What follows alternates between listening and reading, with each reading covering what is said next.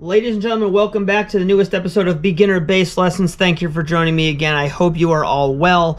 Today we're going to be taking a look at the circle of fifths, what it is, and how to apply it to the bass itself. Now, the circle of fifths is nothing more than an observation of the key signatures that run through the major scales, all right? So I'm going to put this up on screen for you. I want you to notice that the key of C has no sharps or flats. The key of G has one sharp. The key of D has two sharps. The key of A has three sharps.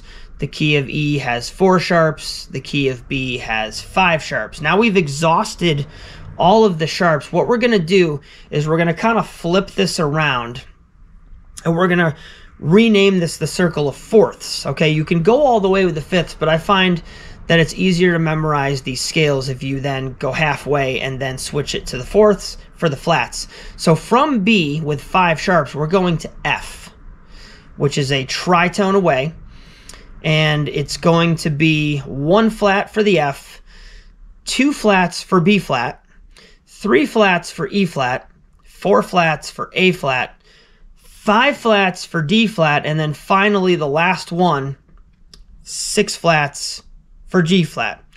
And G flat is exactly a tritone away from the key of C. So we're kind of like right back to where we started. Memorizing and understanding this concept, specifically memorizing it, will be super helpful when you're playing with other people, when you have to transpose music, changing keys. It'll be helpful in analyzing songs, harmonic analysis, and such. As far as the bass goes, if you want to apply this to the bass, I would say if you know your major scale, or any scale for that matter, just play that major scale from every position within the circle of fifths that we just went over. So in that specific order. So let's just take the major scale. We're going to do from 3-3, we're going to do C major. The next scale in the circle of fifths was G, so we're going to go up to 4-3.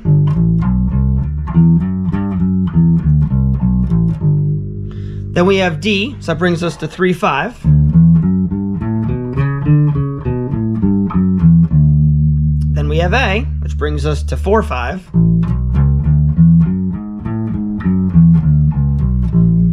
Then we have E, which brings us to 3-7.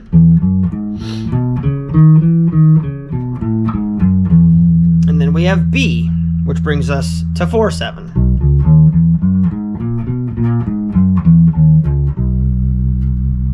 All right, now I don't know if you guys noticed, but we started here, and we went here, and then we came over here, and we went here, and then we came over here, and then we went here. So we're creating a very easily and visually pleasing pattern where we're starting on 3, then we're doing 3-3, then we're doing 4-3, 3-5, 4-5, 3-7, 4-7. Math is flowing through music in all of its aspects, okay? Music is math, basically.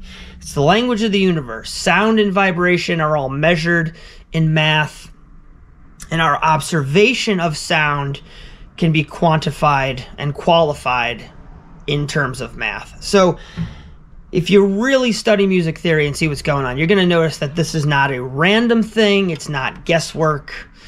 Experimenting is definitely, promoted, but there's method to this madness. Now, from the key of B, we're then going to shift like we did to the circle of fourths, which would bring us to F.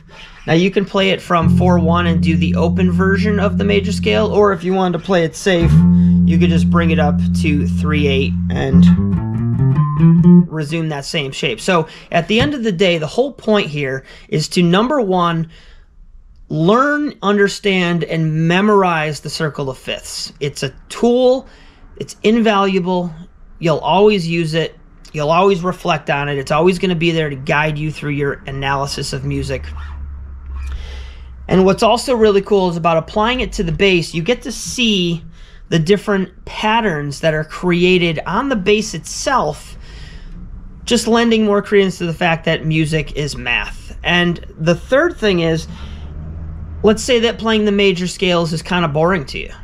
And let's say that maybe studying the circle of fifths is also kind of boring to you.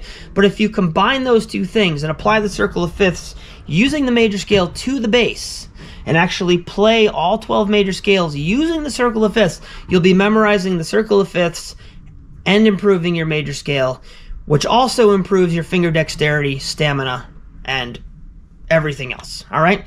I hope that made sense. I hope you're all well. Thank you for watching. Please like, subscribe, and we'll see you next time.